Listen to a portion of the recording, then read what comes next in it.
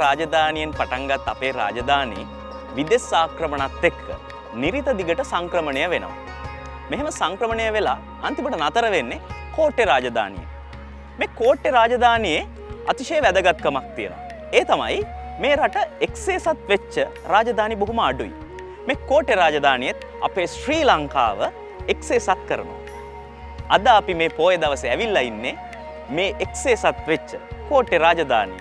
එහෙම නැත්නම් අදටත් අපේ රටේ ප්‍රධාන පරිපාලන අගනගරයේ වෙච්ච ශ්‍රී ජයවර්ධනපුර කෝට්ටේ රාජමහා විහාරයට. අපි රාජමහා විහාරයේ ඇවිදලා වැඳ පුදා ගන්නටයි අපි දැන් ලෑස්ති වෙන්නේ.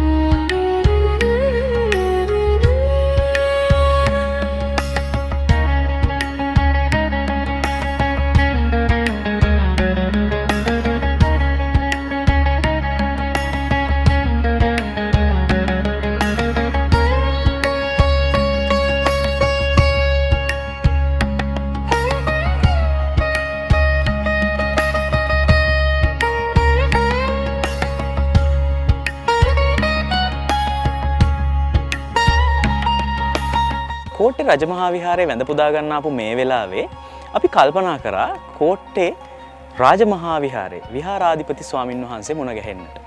අපිත් එක්ක මේ වෙලාවේ වැඩ ඉන්නවා නම කියන්නට අවසරයි කෝට්ටේ රාජමහා විහාරයේ විහාරාධිපති අලුත් නුවර අනුරුද්ධ නායක මාහිමිපාණන් වහන්සේ. අපි දැනගන්න කැමති අපේ හාමුදුරුවනේ මේ කෝට්ටේ රාජමහා විහාරයේ දළදා හාමුදුරුව වැඩ සිටියා කියලා ඉතිහාසයේ සඳහන් වෙනවා. අපේ හාමුදුරනේ ඒ ගැන පුංචි පැහැදිලි කිරීමක් කරොත්. ලෝකවාසී බෞද්ධ බැතිමතුන්ගේ මුදුන් මල් කඩක් බඳු ඓතිහාසික අපේ කෝට්ටේ රාජමහා විහාරස්ථානයේ 1415 6 වෙනි පැරකුම්බා රජතුමන් දවස ආරම්භ වුණා. එදා දළදා හාමුදුරුව වැඩ සිටි මහා පුණ්‍ය භූමිය. දළදා මහා පෙරහැර සිද්ධ කරන පුණ්‍ය භූමිය. කෝට්ටේ ශ්‍රී කල්යාණී සාමග්‍රී ධර්ම මහා සංඝ සභාවේ මූලස්ථානයේ උපසම්පදා පින්කම සිද්ධ කරන මූලස්ථානය අප කෝට්ටේ රාජමහා විහාරස්ථානය. කර්ණචීවර මහා පූජෝත්සවය සිද්ධ කරන පුණ්‍ය භූමිය මේ රාජමහා විහාරස්ථානය. සතරවරම් දෙවියන්ගේ දේව පෙරහැරවල් සිද්ධ කරන පුණ්‍ය භූමිය අප රාජමහා විහාරස්ථානය. මහානුභාව සම්පන්න ජීවමාන සපුමල් බණ්ඩාර දැඩිමුණු දෙවිහාඳු වැඩ වාසය කරන පුණ්‍ය භූමිය අප රාජමහා විහාරස්ථානය. මේ පින්බිම දළදා සමිඳු වැඩ සිටියේ 1415. ෂඩ්භාෂා පරමේශ්වර තොටගම්මි ශ්‍රී රාහුල මාහිමිපාණන් වහන්සේ සැලේනි සංදේශය තුලින් අපිට පැහැදිලි කළා වඳු දළදා හිමි තෙමහල් පහය රැඳි. දළදා සමිඳු තෙමහල් ප්‍රාසාදයක වැඩ සිටි බව උන්වහන්සේ සැලේනි සංදේශය තුලින් අපට කියලා දුන්නා.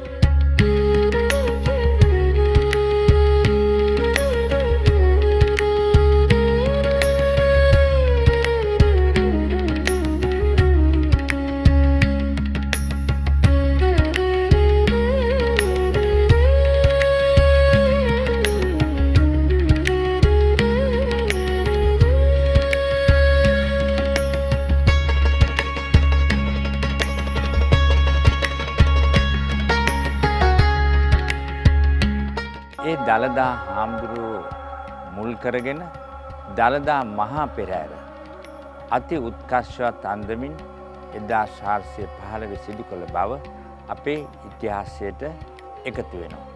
අපි මේ ඉන්න විහාර මන්දිරය විශේෂයෙන්ම කෝට්ටේ රාජමහා විහාරස්ථානයේ පෞරාණික විහාර මන්දිරය.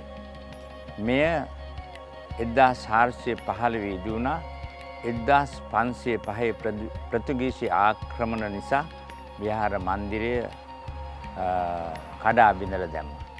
ඉන් පස්සේ නැවත ප්‍රතිසංස්කරණය කරමින් විහාර මන්දිරය අපේ ලෞතර බුදුරජාණන් වහන්සේගේ සැතපෙන බුදු පිළිම වහන්සේ ඒ විදිහටම නිර්මාණය කළා. ඉතින් මේ විහාර මන්දිරය පිළිබඳව අපි කතා කරනකොට ෂඩ්භාෂා පරමේශ්වර තොටගමේ ශ්‍රී රාහුල හාමුදුරුවෝ රචනා කළ සැලලිහිණි සංදේශය කෝට්ටේ සිට කැලණි විභීෂණ දෙවියන්ට සැලලිහිණි මාර්ගයෙන් පිටත් කළ යවනකොට සැලලිහිණියට කියනවා ශ්‍රී ජයවර්ධනපුර කෝට්ටේ ඔත් පිළිමගය හා ෂණ්මුඛ දේවාලය වැඳලා යන්න. ඔත් පිළිමගය කියන්නේ මේ පේන විහාර මන්දිරය. ඒ බුදුරජාණන් වහන්සේ වැඳලා ෂණ්මුඛ මහා දේවාලය බුදුගේ අභියස ඉස්සරහම තියෙන ෂමුඛ මූණු හයක් තියෙන දෙවියෝ කතරගම දෙවිය හාමුදුරුවෝ වැඳලා කැලණි ඉන්න විභීෂණ දෙවියන්ට බාරය ඔප්පු කරන්න කියන එක තමයි සඳහන් වෙන්නේ. එතකොට ඒ බාරය ඔප්පු කරාට පස්සේ තමයි උලකෝඩේ දේවියට පුතෙක් ලැබෙන්නේ. ඉන් පස්සේ තමයි අපේ මේ රාජමහා විහාරස්ථානය මේ බුදු මන්දිරයේ පිළිමගය ඊටාම පෞරාණික බුදුගයක් හැටියට එදා මෙදා තුර අපේ රාජමහා විහාරස්ථානයේ පවතින.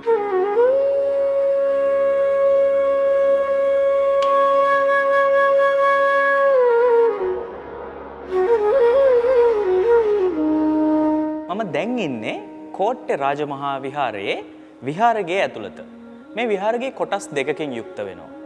මෙහි පෙර කොටසෙහි මහනුවර යුගයට අයත් චිත්‍රවලින් මේ බිත්ති අලංකාර කරලා තියෙනවා. ඒ වගේම ඇතුල් කොටසෙහි 18 රියන් සැතපෙන පිළිම වහන්සේ නමක් වැඩ ඉන්නවා. මේ විහාරගය ගැන සාහිත්‍යයේ පවා සඳහන් වෙනවා. ඒ ෂඩ් භාෂා පරමේශ්වර තොටගමුවේ ශ්‍රී රාහුල හිමියන් විසින් රචිත සැලලිහිණි සංදේශයේ මේ ඔත් පිළිමගය ගැන සඳහන් වෙනවා. ඒ වගේම අත්තරගම බණ්ඩාර රාජගුරු විසින් රචිත විහාර අස්න නැමැති අස්නෙහි මේ ඔත් පිළිමගය ගැන සඳහන් වෙනවා.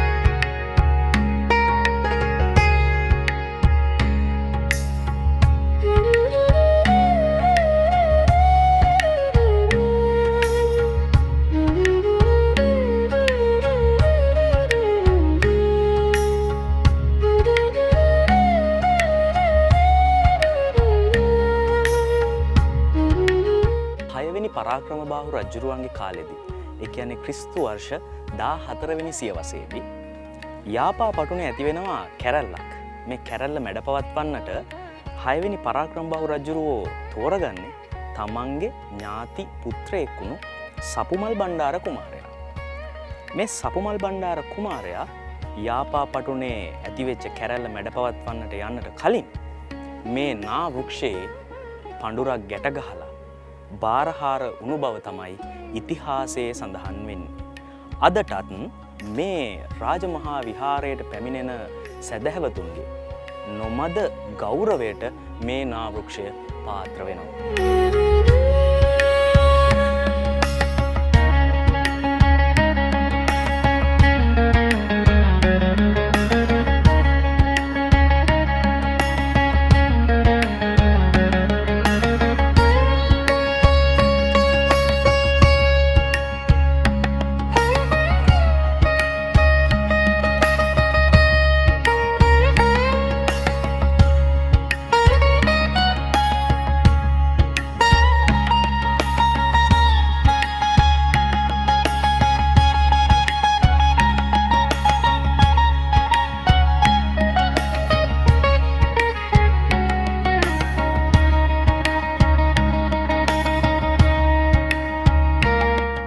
අපේ රාජමහා විහාරස්ථානය බෞද්ධ බැතිමතුන් සහ සියලුම අන්‍ය ආගමික භක්තිකයන් අපේ රාජමහා විහාරස්ථානයේ පැමිණෙනවා.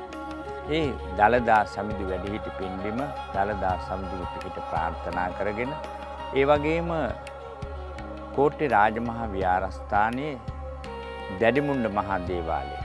මේකට ඉතිහාස කතාවක් තියෙනවා. 1415 6වෙනි බැරකුම්බා රජුරුවන්ගේ කාලේ යාපනයේ ඇතුණ කැරැල්ලක්. ඒක සංසිඳවන්නේ සපුමල් කුමාරයා. සපුමල් කුමාරයා යන්නේ ඉස්සෙල්ලා අපේ රජමහා විහාරයට ඇවිල්ලා පහන් පත්තු කරලා මල් පූජා කරලා දොරේ පණ්ඩුවක් ගැට ගහලා බාරයක් වෙලා අදත් ඒ විදිහටම පණ්ඩු ගැට ගහලා බාරහාර වෙනවා. සේනාවත් අරගෙන යාපනයට ගියාට පස්සේ යුද්ධයෙන් ජයග්‍රහණය කළා. යුද්ධයෙන් ජයග්‍රහණය කළ මේ අගනුවරට ඇවිල්ලා කෝට්ටේට ඇවිල්ලා තමන් බාරහාර වෙලා ගිය නිසා යුද්ධයෙන් ජයග්‍රහණය ලැබුවා. ඒ වෙච්ච බාරහාර ඔක්කොම ඔප්පු කරන්න ඕන. මේ පින්බිමට ඇවිල්ලා බාරහාර ඔප්පු කළේ දැඩිමුණ්ඩ දෙවිහාරවන්ට යුද්ධයට ගෙනිච්ච ජය සංකේතය රන් අසිපත දැඩිමුණ්ඩ දෙවිහාරවන්ට පූජා කළා. ජය සංකේතයක් බඳු ශ්‍රී ජයවර්ධන පුරවරයා. එදා මෙදා තුර අපේ රටේ ජනතාව පමණක් නෙවෙයි ලෝකවාසී බෞද්ධ බැතිමතුන් ඇවිල්ලා පණ්ඩුවක් ගැට ගහලා බාරහාර වෙලා ඒ විශ්වාසය, ඒ අවබෝධය, ඒ හැඟීමෙන් යුක්තවයි සෑම භක්තිකයෙක්ම අපේ රාජමහා විහාරස්ථානයේ පැමිණෙන්නේ.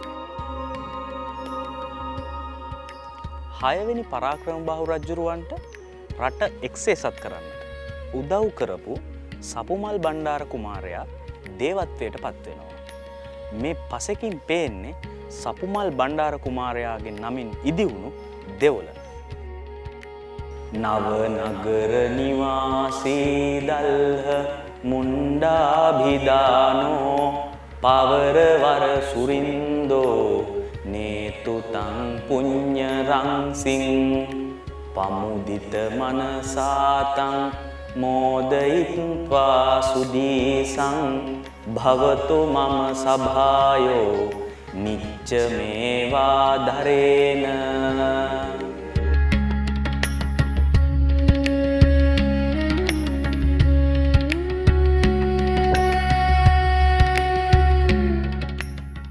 අපි දැන් ඇවිල්ලා ඉන්නේ කෝට්ටේ රාජමහා විහාරයේ ආශ්‍රිතව තියෙන තවත් වැදගත් ස්ථානයකට. මේක පුරාවිද්‍යා බිමක්. මෙහි කලින් විශ්වාස කරලා තියෙන්නේ වීදිය බණ්ඩාර කෝට්ටේ සිට කොළඹ කොටුව දක්වා ඉදි කරන්නට යෙදුණු උමගක් කියලා. නමුත් දැන් පුරාවිද්‍යා දෙපාර්තමේන්තුවේ මහත්වරු විශ්වාස කරනවා මේ පැරණි කෝට්ටේ විහාරයට අයත් පරිශ්‍රයක් කියලා.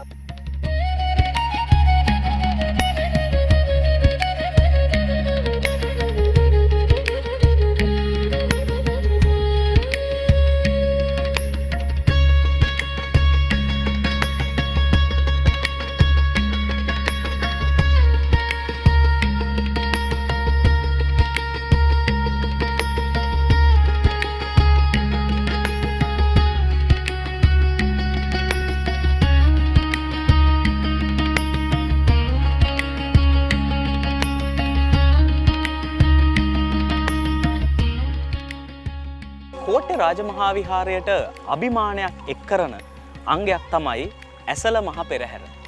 මේ ඇසළ මහ පෙරහැරේ පෙරහැර කරඬුව වඩම්මන්නේ රාජා නම් වූ හස්ති රාජයා. දරා ගන්න අමාරු රස්නයක්. මේ රාජා හස්තියාගේ පැම් පහසු වෙන වෙලාව.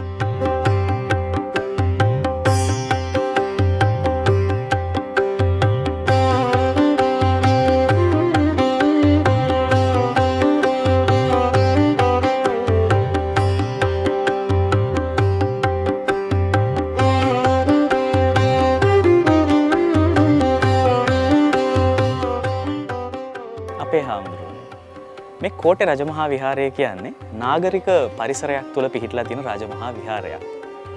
නාගරීකරණයත් එක්ක අපේ උපාසක උපාසිකාව පන්සල් එක්ක තියෙන සහසම්බන්ධතාවයේ පුංචි ප්‍රශ්නයක් තියෙනවා කියලා තමයි කතාවට කියන්නේ. අපේ හාමුදුරුවන්ගේ අදහස මොකද්ද මේ සම්බන්ධයෙන්? විශේෂයෙන්ම නාගරික පරිසරයක පිහිටලා තියෙන්නේ. ඒ පිහිටලා තිබුණත් අපේ ගමේ දායක දායිකාවෝ කෝට්ටේ, මිරිහාන, පාගොඩ, බැද්දගාන අපේ සතර පෙරුවේ දායකාරකාදීන් පෞරාණික විදිහටම ඒ දාන මාන පින්කම් ඔක්කොම සිද්ධ කරනවා. ඒ වගේම පෞරාණික විදිහටම උපසම්පදා මහා පින්කමේදී මේ රජමහා විහාරේ පිරී ඉතිරී යන සතර දිශාවෙන් වැඩම කරන මහා සංඝරත්නයට දන් පැන් පූජා කරනවා. ඒ එන දෙමව්පියාදීන්ට ආහාර වේල් ලබා දෙනවා. ඒ වගේ පරිත්‍යාගශීලී දායක දායිකාවෝ. ඒ වගේම කෝට්ටේ ඓතිහාසික දළදා මහා පෙරහැර.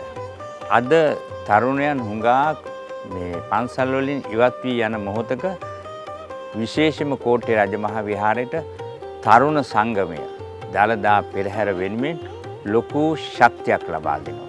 ඒ වගේම දායක කාරකාදීන් ඒවට අවශ්‍ය කටයුතු සිද්ධ කරනවා.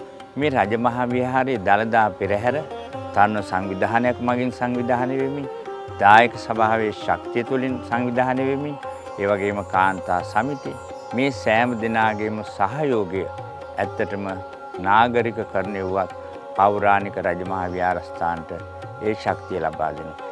ඒ ශක්තිය ලබා දෙන්න හේතු සාධක කීපයක් තියෙනවා. එකක් තමයි අපේ ජීවිතයේ දළදා සම්දු වැඩ සිටි පින්බිමක මට දළදා හාමුදුරන්ගේ පිහිට තියෙනවා කියන විශ්වාසය. ඊළඟ අරමුණ තමයි සප්මල් බණ්ඩාර දැඩිමුණ්ඩ දෙවිහාමුදුරන්ගේ දේවාශිර්වාදය අපේ ජීවිතයට ලැබෙනවා කියන විශ්වාසය.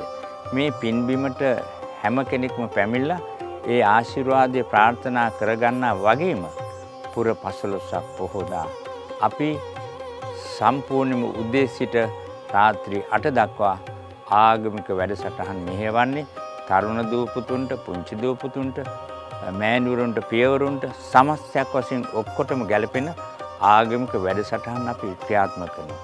ඒ තුලින් අපිට ගමේ දෙමව්පියෝ අපේ තරුණ දූ දරුවන් පුංචි දූ දරුවන් මේ පින්බිමට පැමිණලා ආශිර්වාද ප්‍රාර්ථනා කරගන්නවා. ඒක ලොකු ශක්තියක් ඓතිහාසික අපරාජ මහා විහාරස්ථානයට. ඔබ වහන්සේට নমස්කාර පූර්වක ස්තුතිය පුද කරනවා මේ වෙලාවේ අපිත් එක්ක මේ තොරතුරු බෙදා හදා ගත්තට. අවසරයි අපේ හාමුදුරුවනේ.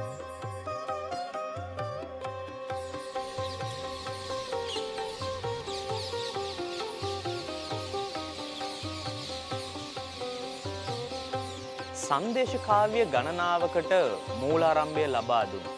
ඒ වගේම අගනුවර මුදුන් මල්කඩ බඳු මේ කෝට්ටේ රජමහා විහාරයෙන් සමුගන්න වෙලාව ඇවිල්ලා.